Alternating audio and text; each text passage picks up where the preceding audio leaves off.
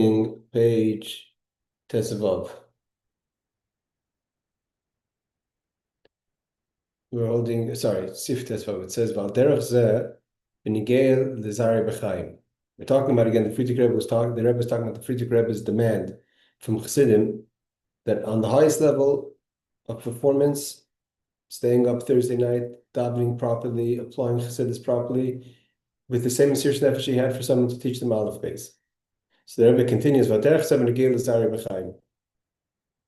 Kasher yeshna mishu sh'noisin es chai v'avor inin l'zari b'chaim. We're talking about when things, for things to happen, it has to be Mesiras Nefesh. It has to be 100%. And therefore, there can't be any limitations. It's not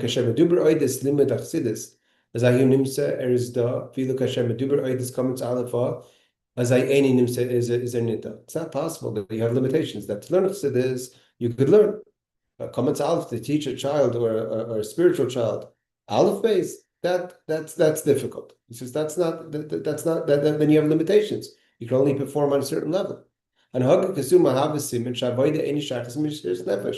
if you could only do things on a high level, but when it comes to do the simple things, or seemingly simple things, like teaching someone, a child or a spiritual child, meaning someone who's doesn't know anything, the basics of the Yiddishkeit, so that means that none of your avodah is Mesiras Nefesh, not even your avodah of learning Chassidus. Because everything's about cheshbon, everything's about calculation, evaluation. What's worth it? How much can I do? What can I do? When can I do it? Okay, we're not saying that you're a bad person. What you're doing is according to the Shulchan Aruch. The Torah says these are the calculations. This is the math. You have a backing. No one's going to give you malchus for that.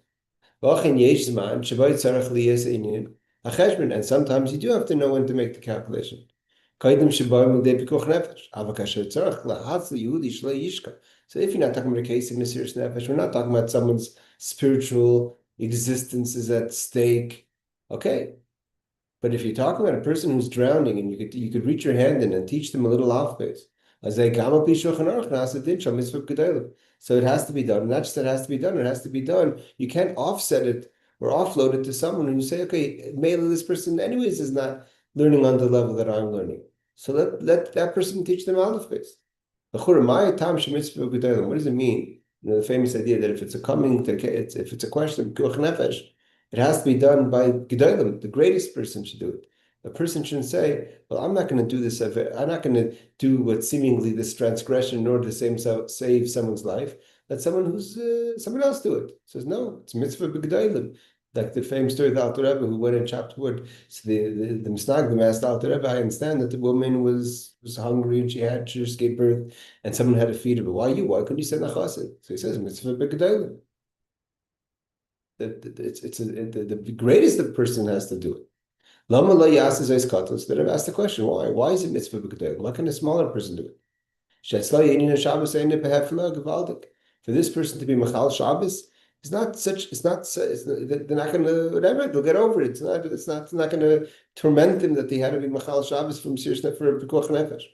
Kolkach. And not only that, like the story in the Alter Rebbe. Okay, a smaller person does it. Here you're going to have someone who does it. It could cause a chil Hashem, someone who doesn't know the circumstances. With halacha, the Afbekain, and Mer says, Gemara says, no, it doesn't work like that. Even we're talking about someone's life. A zay mitzvah begadol, then the greater of the person has to do it. She asks a skadol dafka, that specifically the most important person should do it. You can't offset it to the lesser of a person. Not to send someone else, an intermediary. Not even to send, it's surely not to send the simple person. But the most important person in the room is the person who has to do the mitzvah of Pikuach Nefesh. Again, that's why the Alter Rebbe himself went out in the middle of Yom Kippur in his talus to go cut wood for a woman who's a yeladis, a woman who gave birth, who are known to feed her. We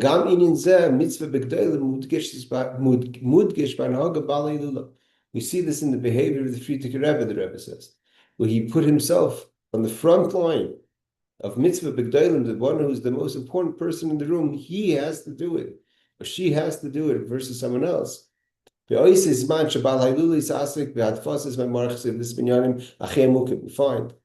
the Friedrich Rebbe was on one side, sitting there dealing with trying to publish the most deep ideas of Chassidus. The Rosen Dairaisa, the secrets of Torah. He's asked about we find that the Frierdiker Rebbe took his own time to write the Lubavitcher Rebbe's Zechronis, the memoirs of the Frierdiker Rebbe.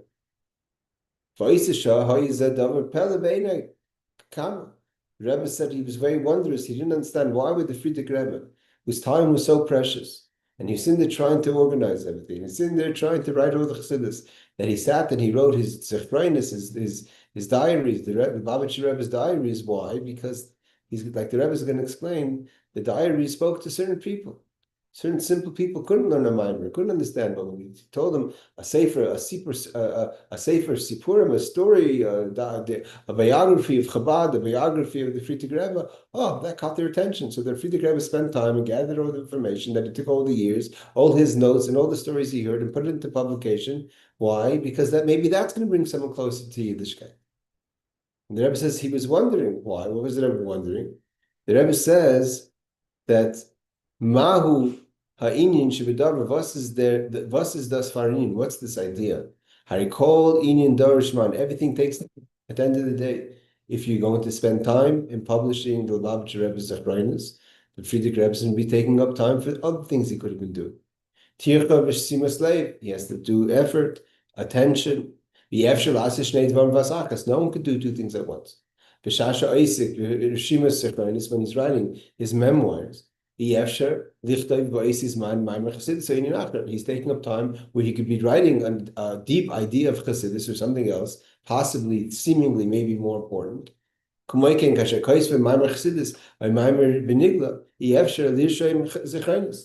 also, he can't do both. If he's going to be writing a mimer, he can't write the Zechronis, the memoirs. And the Rebbe says, obviously, it's clear to the Rebbe. It says it's clear to him that the Frierdiker Rebbe, writing his memoirs, was definitely taking up time from something else, because you can't do two things together. The Frierdiker Rebbe wasn't the Frierdiker Rebbe says, okay, I have nothing to do for an hour, for 2 hours today, I'm going to write my memoirs. Every minute of the Frierdiker Rebbe was calculated. The Frierdiker Rebbe was the one himself who spoke about the idea of Hatzlacha b'zman. A person has to be time sensitive, time conscious, and success in their time efforts. And here the Frierdiker Rebbe is spending a large amount of time and concentration and focus in writing his memoirs, where the Rebbe said he himself was wondering, as a son-in-law, and a chassid, why would the Frierdiker Rebbe spend his precious time on the memoirs? In the importance of things, the Rebbe seems to be saying, a Maimer Chassidus makes more sense. The Rebbe says there's even a greater question. The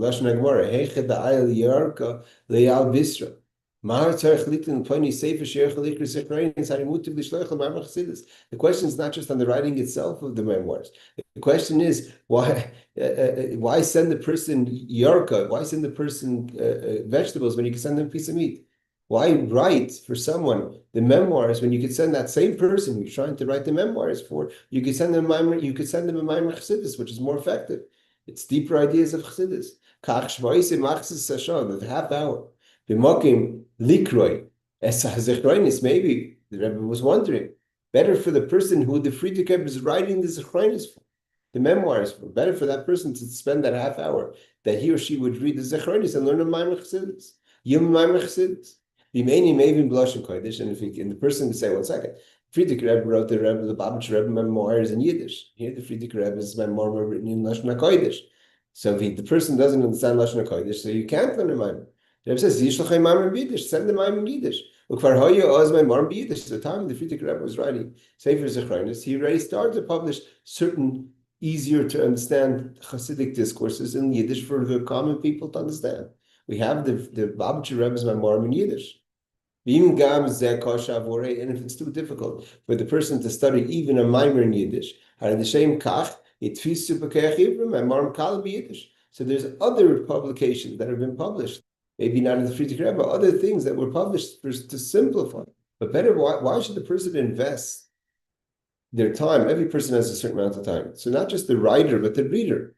And if the Frierdiker Rebbe is trying to impress on the reader that the reader should read content of quality, seemingly the quality of the content of a Chassidish Maimer, even if it's what we'd call a Maimer Kal, like B'kei Chivrim, is still seemingly a higher level of content. say to write than to read the Lubavitcher memoirs, which seems to be just a storybook. The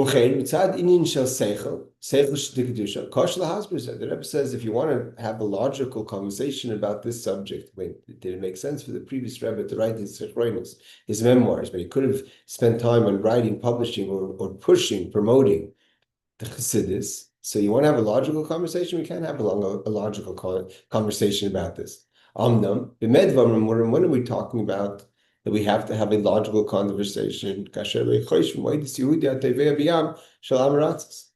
when you want to have a calm conversation about the theory. What would in theory be better for a person to study a mimer, for a person to study the memoirs, for the Friedrich Rebbe to write a mimer, to write the memoirs? That's all in a conversation, a coffee table conversation. And we're not talking about a person now who's drowning. When a person's drowning, you don't have a coffee table conversation. You throw anything you can to save that person from drowning. When you're not paying attention, that this person who you're writing it for, that we're talking about, is actually drowning now as we speak. In Amaratis, in the sea of ignoramus. If you're standing there, you see the Jews drowning in simplicity, in lack of knowledge, and lack of inspiration. Even if you're not sure if the person is drowning. How could you start saying, 1 second, what should I send that person? Maybe I should send a mimer, maybe I should write a mimer. First thing is you got to get the person out of the river of ignorance. If you can't use a mimer, that's not going to pull the person out. That's not going to be the life floaty to pull that person out of the water of ignorance and lack of care. Is Yasa Zay said they mimer benigla, say something in Nigla. They mimer Nigla. So they pass a chumash bizargan, say something in idea that the person understands in their own jargon. I love the then pull her out, then pull that person out through a story. Maybe a story will grab that person's attention. The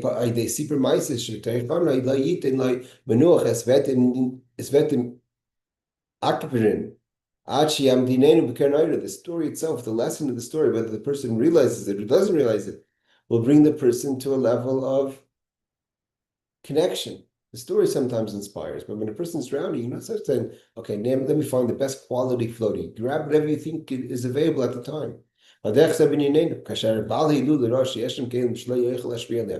previous Rebbe saw that there was those who he couldn't be influenced, he knew the fact is that a Maimar Chassidus is not going to work. They're not going to want to read it. To tell them an idea, a deep idea, nigla in Talmudic studies, that's also not going to grab their attention. To give them a nice word in the Chumash, that's also not going to work. So he said, you know what he's going to write? His memoirs. The memoirs will catch people's attentions, the stories. The previous Rebbe saw, it could be one Jew, Shnei Yehudim, 2 Jews, Asar Yehudim, 10 Jews, Mei Yehudim, 100 Jews, and you can imagine you could take 1 Jew and inspire them with the Lubavitcher Rebbe's Zechronis, with the memoirs, 2 Jews, 100 Jews. How many people are going to be in the ripple effect of taking a husband and wife and bringing them into Torah Yiddishkeit, bringing a man into Yiddishkeit, a woman into Yiddishkeit, through whatever you can. They build a family, they have children, they have grandchildren. The ripple effect of just inspiring someone. And if you're going to need to use the Lubavitcher Rebbe's memoirs to do it, that's also good. So you can't the beis shum inyan shenichta b'zargim I feel b'safa medina. These are, you can have people that will not bring one thing into their house if it's not interesting. They're not interested in speeches and ideas and theories. That's not going to bring them or their animalistic soul to have any kind of interest in what you're talking about. So how could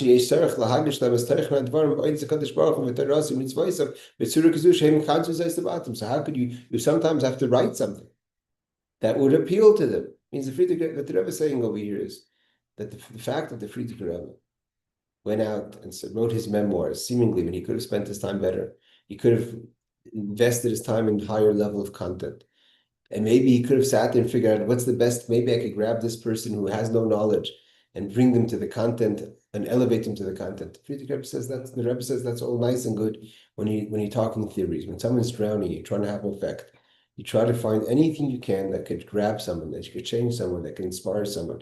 And if you're going to start writing books and ideas that are not going to enter people's heads, not going to enter people's house and space, they're not interested in paying attention to it, they're not going to click on it. So then you have the things that they are interested in. You have the things that grab them. And in there is going to be enclosed an idea, an inspiration, a way of living, a way of thinking that's going to affect that the person is going to start thinking differently, acting differently, and eventually it's going to bring that person back to Yiddishkeit and Torah mitzvahs. We're not saying that you go and you compromise about Yiddishkeit, about the content of Yiddishkeit. The packaging is different. In the message of the Zechreinus, there's all the content. It's just the content is packaged differently.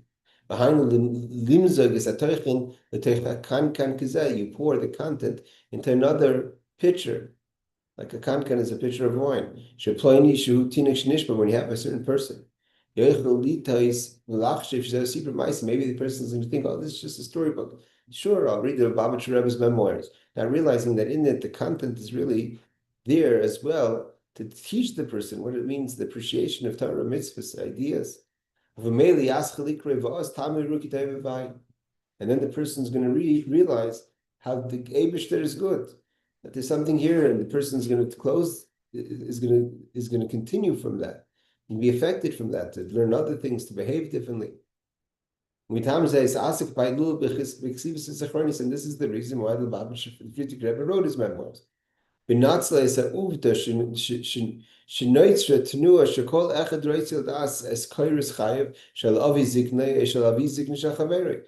he figured that the memoirs is something that people are going to be interested to know. What was the life of the Previous Rebbe? Where does he come from? What's this all about? And that's going to bring a person to be familiar with ideas of Chassidus and the ways of Chassidus and the thinking of Chassidus, and eventually they bring the person and set up their family in a way that's going to be effective, not just as an idea, but it's actually going to penetrate in their behavior and thinking. Maybe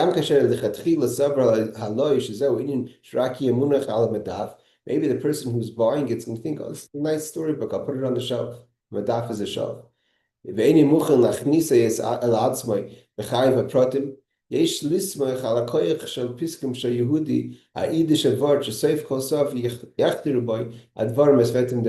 Person may think he's just going to read it in an abstract way, or it's just going to sit there.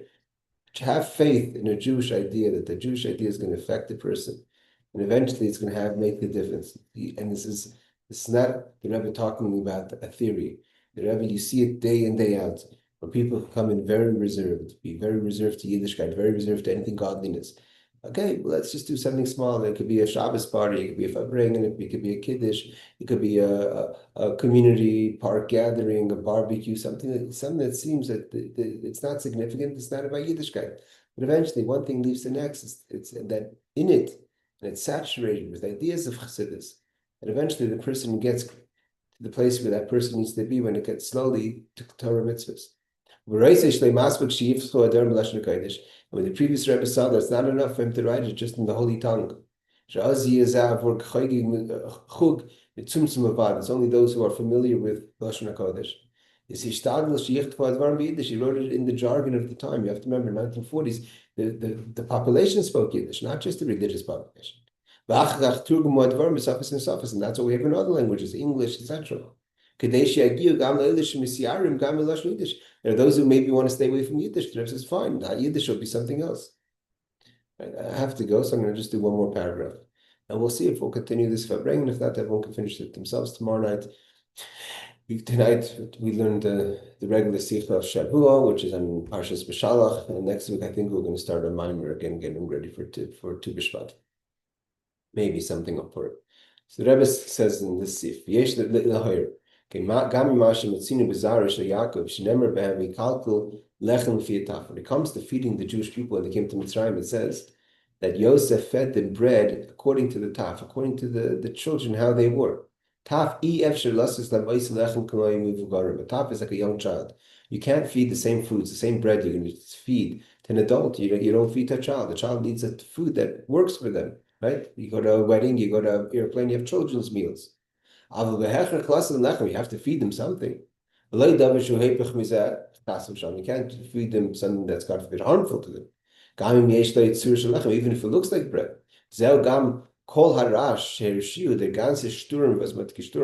This is why at the time, in the 40s, they were concerned that there was educated, non-religious teachers that were teaching the text of the Chumash, and the Previous Rebbe was very against it, because you can't just say, well, they're just teaching the text, they're not saying anything wrong.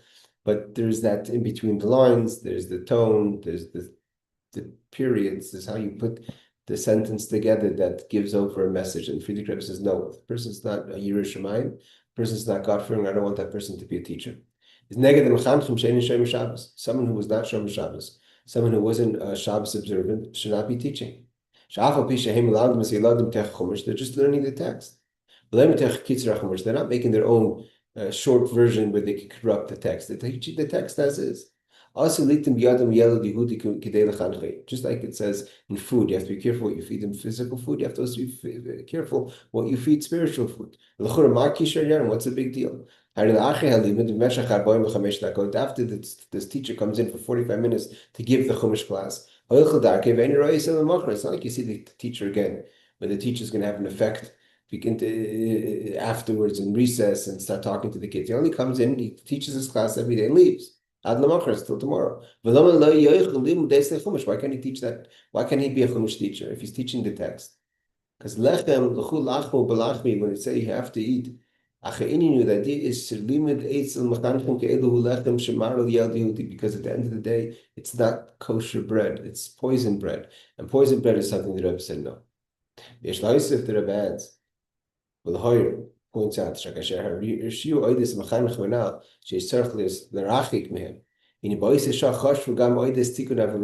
Rebbe says that, just a side note, that if you think that the Friedrich Rebbe came out against the non-Shabbos observant mechanchim, educators, who were Rebbes, who were teaching Chumash, Jewish content, not just secular content.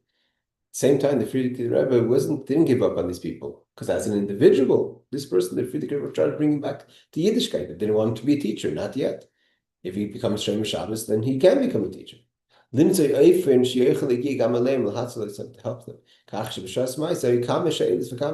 different discussions of not to look to distance this teacher from Yiddishkeit, but also in a way that will bring this person himself closer, but at the same time help this person in their journey, but not that they should be a teacher. The Rebbe continues with this, that we see this is the idea of the Rebbe, which is the Mazar B'chaim. So I just want to finish off this Sicha, because I must go. The Rebbe is like this: "Divrei tzaddikim chayim become lad." The words of the tzaddikim live forever. That the Rebbe, that the words themselves are alive, and the Rebbe is alive. The